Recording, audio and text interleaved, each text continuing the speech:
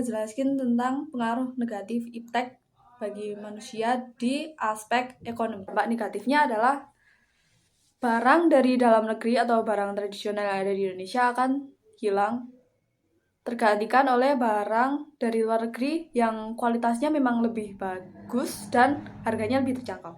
Nah, jadi pemerintah itu cuma jadi regulator dalam ekonomi. Nah, kalau di pasar sendiri itu tetap si pedagangnya yang ngurusin mekanisme ekonominya sendiri gitu. Nah, kesenjangan sosial itu ada karena persaingan bebas. Contohnya kayak si pedagang di Tanah Abang kemarin itu, mereka minta TikTok Shop untuk tutup. Dan sama pemerintah akhirnya ditutup, tapi nggak berselang lama, mereka dibuka lagi dengan catatan online shop itu cuma pelakunya si pelaku UMKM dari dalam negeri doang.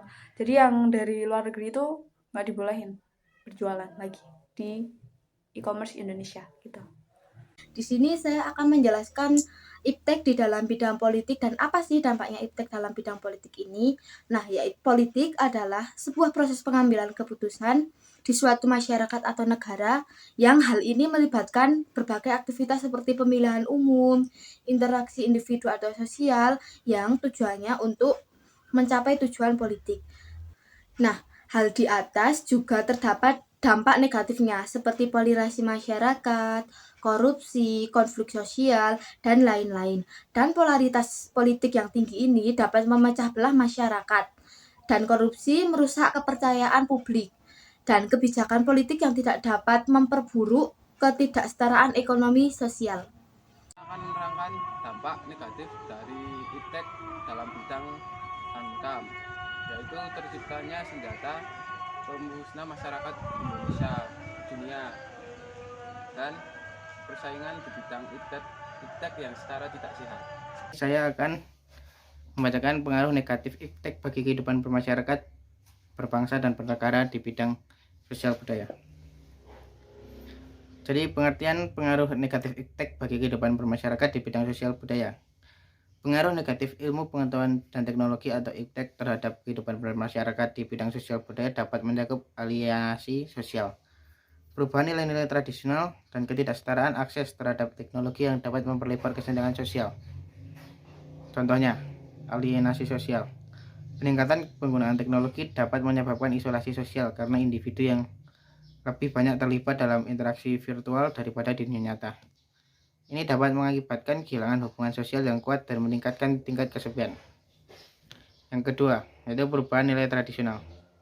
Perkembangan iptek seringkali membawa perubahan nilai-nilai tradisional, misalnya exposure yang tinggi terhadap media sosial dapat mempengaruhi pandangan terhadap norma-norma sosial, menggeser nilai-nilai tradisional yang mungkin lebih menjunjung tinggi kebersamaan dan gotong royong. Kemudian, ketidaksetaraan akses.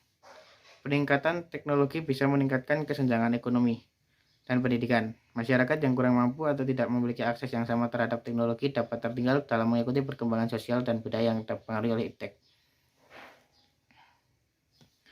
Kemudian ada dampak negatifnya, seperti hilangnya privasi. Kemajuan teknologi informasi dapat mengancam privasi individu. Penyimpanan dan pertukaran data yang besar dapat memicu pelanggaran privasi, mengakibatkan risiko penggunaan data pribadi tanpa izin. Kemudian yang kedua, yaitu ketergantungan teknologi.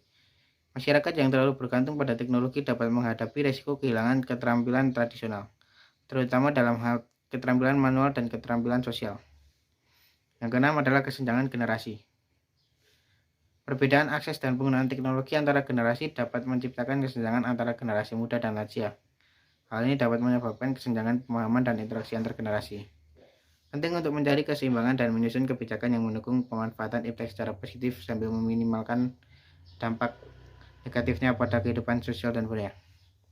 Jadi cukup sekian pengaruh negatif iptek bagi kehidupan berbangsa, bermasyarakat, dan bernegara di bidang sosial budaya. Sekian, terima kasih.